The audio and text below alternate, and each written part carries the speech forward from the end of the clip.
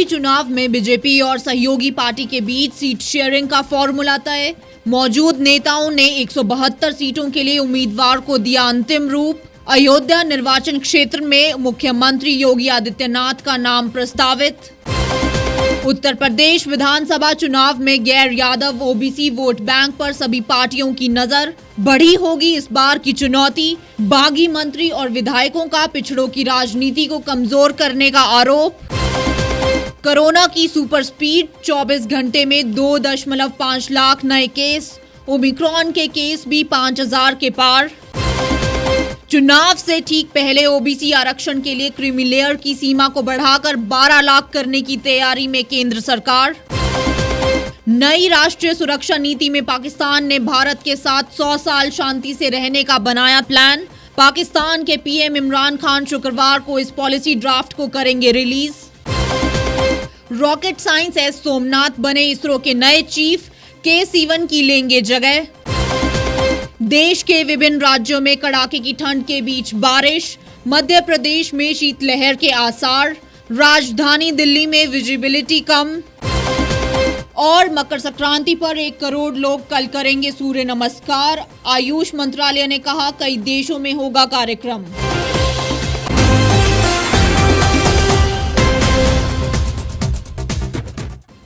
नमस्कार, स्वागत है आपका द रीव टाइम्स न्यूज चैनल में। मैं हूं दीप्ति ठाकुर। अब खबरें विस्तार से।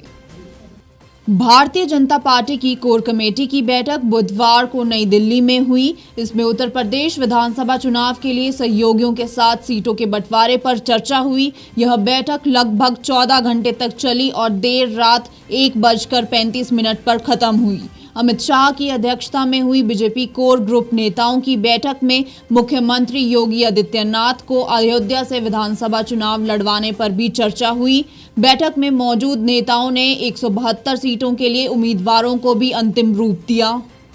बुधवार की कोर कमेटी बैठक में मुख्यमंत्री आदित्यनाथ, केशव प्रसाद मौर्य, बीजेपी यूपी चुनाव प्रभारी धर्मेंद्र प्रधान, पार्टी के राष्ट्रीय महासचिव बीएल संतोष और यूपी महासचिव सुनील बंसल मौजूद थे। सहयोगी दलों में निषाद पार्टी के अध्यक्ष संजय निषाद भी शामिल थे। उनके अलावा वाणिज्य और उद्योग राज्य मंत्री और अपना दल की नेता अनुप्रिया पटेल भी मौजूद थी। उन्होंने सीट बंटवारे पर चर्चा की। जिन निर्वाचन क्षेत्रों पर चर्चा की गई उनमें अयोध्या भी शामिल है।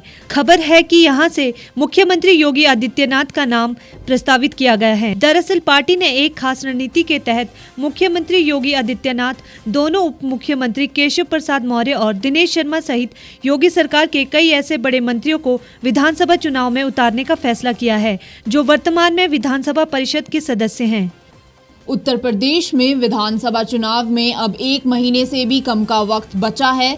ऐसे में बीजेपी और उसकी सहयोगी पार्टियों के बीच सीट शेयरिंग का फॉर्मूला भी तय हो गया है। सूत्रों से मिली जानकारी के मुताबिक अपना दल को 14 और निषाद पार्टी को 17 सीटें मिलेगी। बाकी सीटों पर बीजेपी अपने उम्मीदवार उतारेगी।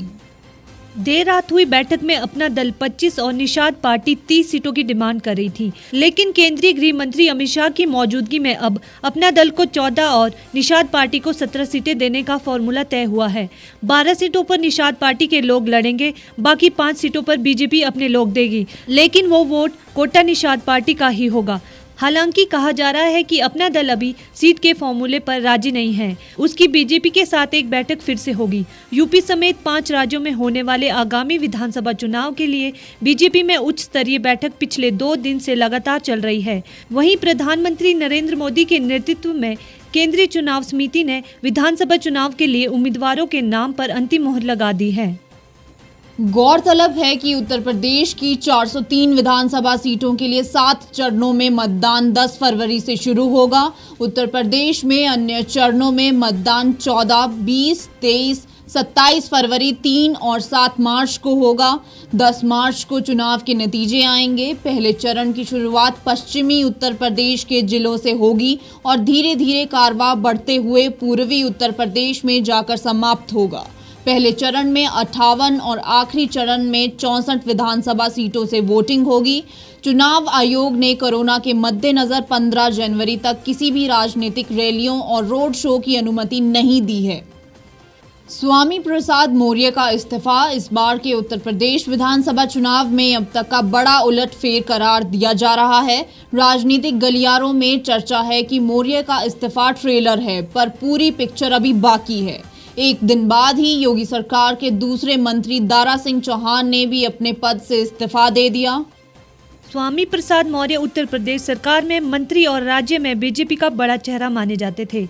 ओबीसी में उनकी अच्छी पैठ मानी जाती है।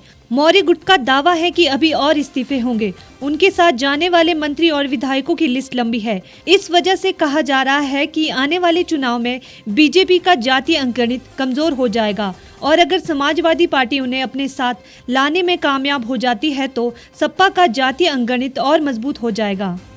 यूपी का चुनाव बेहद महत्वपूर्ण है, लेकिन इन दावों के पीछे का आधार क्या है? क्या स्वामी प्रसाद मौर्य का ओबीसी होना इतनी बड़ी बात है कि किसी पार्टी के लिए जीत हार तय कर सकते हैं, या फिर फैक्टर और भी है?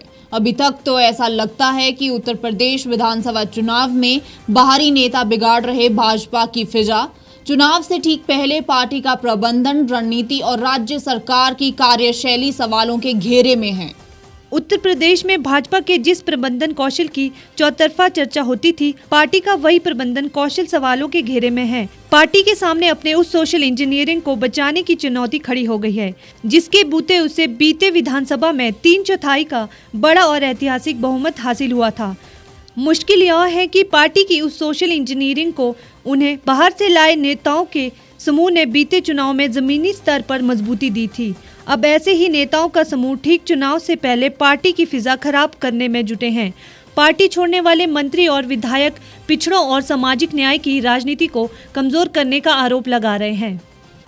इस भगदड़ का सर्वाधिक नुकसान सीएम योगी आदित्यनाथ की छवि को हो रहा है, वह भी ऐसे समय जब पार्टी योगी उत्तर प्रदेश के लिए उपयोगी, योगी प्लस मोदी और सीएम के लिए बनाए गए प्रसिद्ध जिंगल सबसे बड़े लड़ैया योगी जैसे स्लोगन के साथ चुनाव मैदान में है।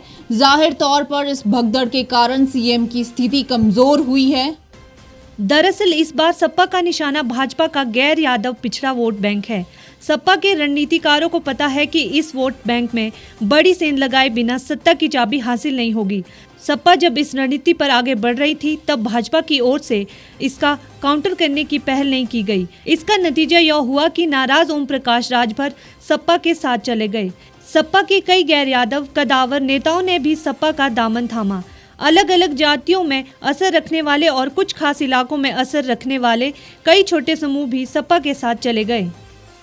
लोकसभा के बीते 2 और विधानसभा के बीते एक चुनाव में यह पहला मौका है जब चुनाव कार्यक्रम की घोषणा के बावजूद भाजपा उम्मीदवारों के पैनल पर माथापच्ची कर रही है।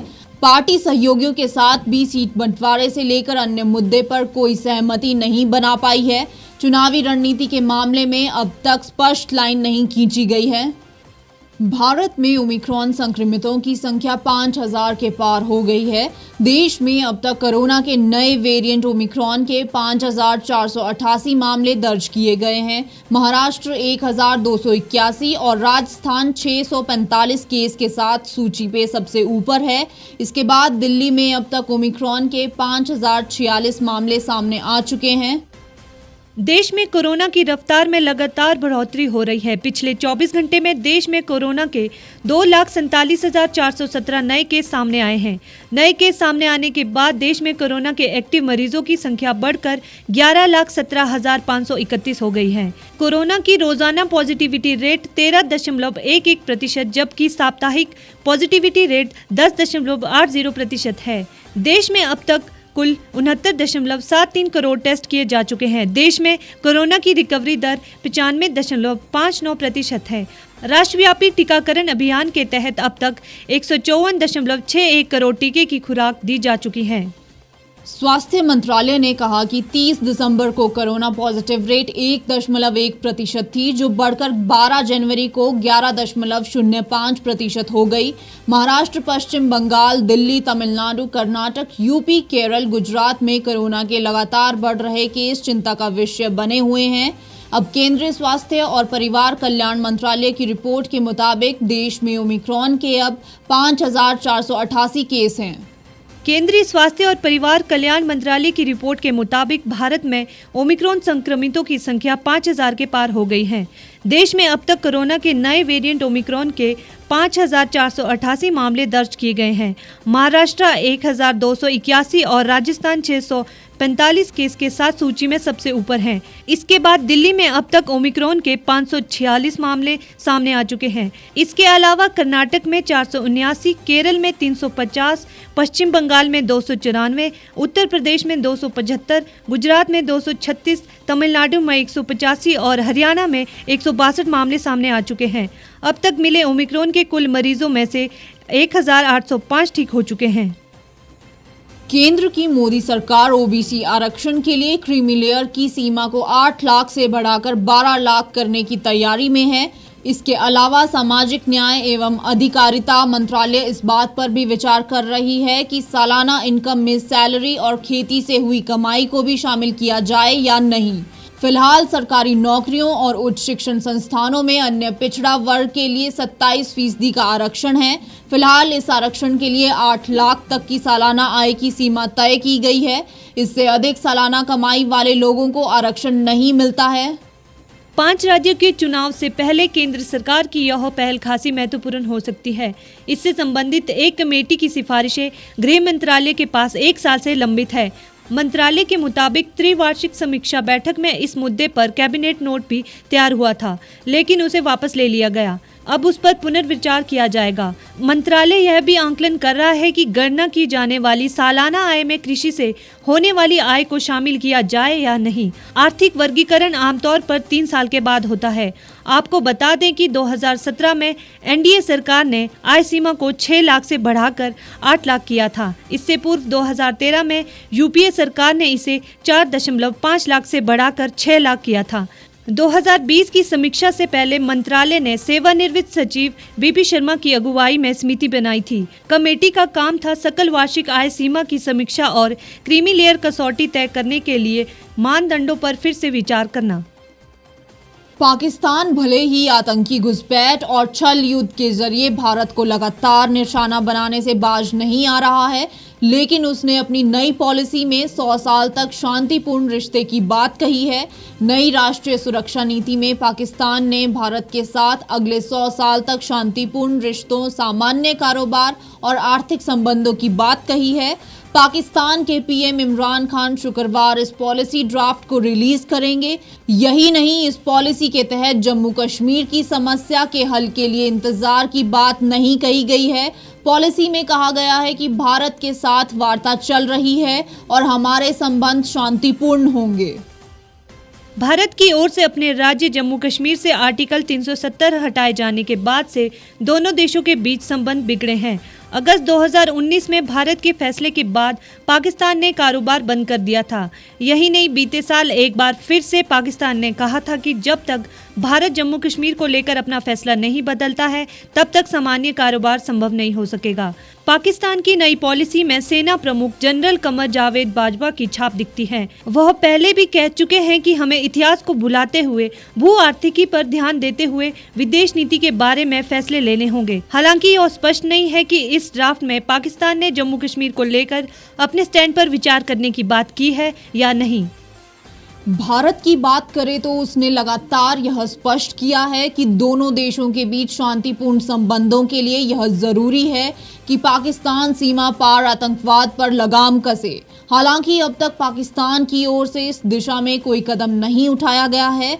यही नहीं, बुधवार देर रात भी पाकिस्तान के रहने वाले आतंकी बाबर भाई को सुरक्षा बलों ने जम्मू कश्मीर के कुलगाम में मार गिराया। बाबर जैश-ए-मोहम्मद से जुड़ा आतंकी था जो बीते 4 सालों से जम्मू कश्मीर में सक्रिय था और कई हमलों को अंजाम देने में इसका हाथ था। विक्रम साराभाई अंतरिक्ष केंद्र तिरुवनंतपुरम के निदेशक और वरिष्ठ रॉकेट विज्ञान एस सोमनाथ को भारतीय अंतरिक्ष अनुसंधान संगठन इसरो का अध्यक्ष बनाया गया है। वह इसरो के 10वें अध्यक्ष होने के साथ साथ अंतरिक्ष विभाग के सचिव की जिम्मेदारी भी संभालेंगे। आधिकारिक रूप से यह जानकारी बुधवार को दी गई। सोमनाथ के सिवन का स्थान लेंगे, जिनका कार्यकाल 1 साल के विस्तार के बाद 14 जनवरी को पूरा हो रहा है। विक्रम साराभाई अंतरिक्ष केंद्र में निदेशक बनने से पहले लिक्विड प्रपोजल सिस्टम सेंटर के निदेशक रहे। वह उच्च शक्ति वाले सेमी क्रायोजेनिक ईंधन के विकास के काम से भी जुड़े रहे। उन्होंने चंद्रयान 2 के लैंडर के इंजन के विकास में भी योगदान दिया था। सोमनाथ ने केरल में कोलम स्थित पीकेएम इंजीनियरिंग कॉलेज से मैकेनिकल इंजीनियरिंग में बीटेक की डिग्री हासिल करने के बाद भारतीय विज्ञान संस्था बेंगलुरु से अंतरिक्ष अभियांत्रिकी में स्नातकोत्तर की उपाधि प्राप्त की थी। उन्होंने गोल्ड मेडल हासिल किया। वह 1985 में विक्रम साराभाई अंतरिक्ष केंद्र से जुड़े। नवनियुक्त अध्यक्ष एस सोमनाथ ने कहा कि भारतीय अंतरिक्ष क्षेत्र के निजी कंपनियों के लिए व्यापार के अवसर प्रदान करने के वास्ते विकसित करने की जरूरत है और भावी पीढ़ियों की जरूरतों को ध्यान में रखते हुए भारतीय अंतरिक्ष कार्यक्रम में बदलाव करने की भी आवश्यकता है।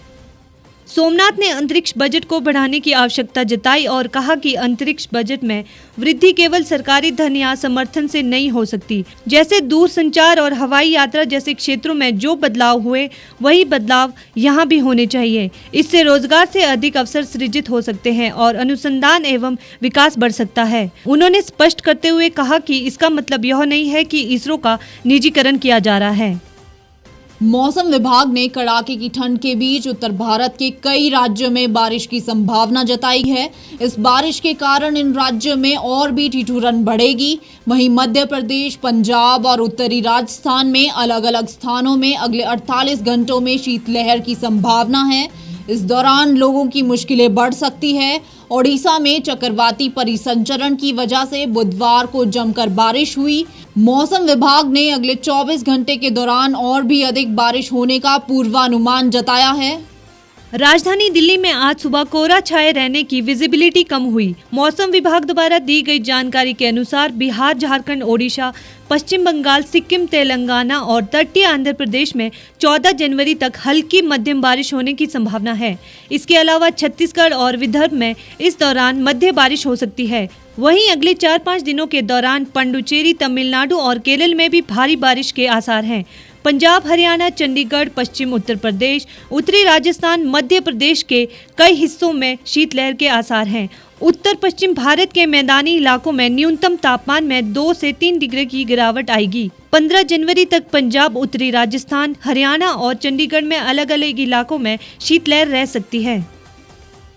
14 जनवरी को मकर संक्रांति पर वैश्विक सूर्य नमस्कार कार्यक्रम का आयोजन होने जा रहा है। आजादी का अमृत महोत्सव के तहत ये कार्यक्रम होगा। आयुष मंत्री सर्बानंद सोनोवाल ने बताया कि 1 करोड़ से ज्यादा लोग सूर्य नमस्कार करेंगे। 14 जनवरी को मकर संक्रांति का त्यौहार है। मकर संक्रांति की सुबह विश्व भर में लगभग 1 करोड़ लोग सूर्य नमस्कार करेंगे। आयुष मंत्रालय 14 जनवरी को आजादी का अमृत महोत्सव के तहत वैश्विक सूर्य नमस्कार कार्यक्रम करने जा रहा है। आयुष मंत्री सर्बानंद सोनोवाल ने वर्चुअल प्रेस वार्ता में कहा कि सूर्य नमस्कार कार्यक्रम में 75 लाख के लक्ष्य की तुलना में 1 करोड़ से अधिक लोगों के इसमें शामिल होने की उम्मीद है। सोनोवाल ने कहा कि यह एक सिद्ध तथ्य है कि सूर्य नमस्कार जीवन की शक्ति और इम्यूनिटी का निर्माण करता है, इसीलिए कोरोना को दूर रखने में ये सक्षम है। सोनोवाल ने कहा कि 14 जनवरी को मकर संक्रांति के दिन भारत और विदेशों के सभी प्रमुख योग संस्थानों जैसे भारतीय योग संघ, राष्ट्रीय योग खेल संघ, योग प्रमाणन बोर्ड, फिट इंडिया के साथ साथ अन्य सरकारी और गैर सरकारी संगठनों के विश्वव्यापी कार्यक्रम में भाग लेने की उम्मीद है। इस बुलेटिन में फिलहाल इतना ही। बाकी तमाम खबरों के लिए आप जुड़े रहिए और देखते रहिए द रीव टाइम्स।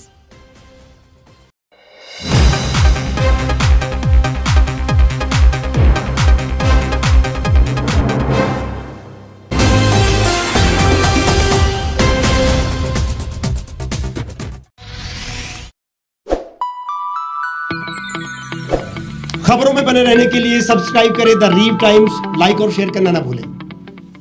एक छत के नीचे सुविधाओं का अब उठाएं लाभ।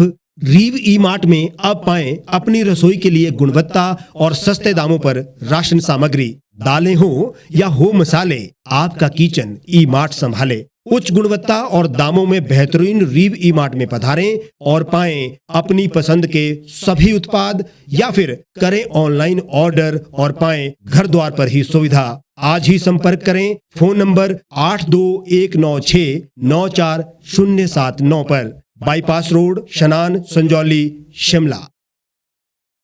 गांव की चौपालों से लेकर संसद के गलियारों तक, गृहिणी के चूल्हे से लेकर निवेश और बाजारों तक, किसानों के हाल से लेकर खेत और खलिहानों तक, शिक्षा और स्वास्थ्य से लेकर खेल के मैदानों तक, संसद के प्रधान से लेकर पंचायत के पंच तक, सेंट्रल हॉल से लेकर ग्राम सभा के मंच तक, हर खबर पर रहेगी हमारी पैनी नजर।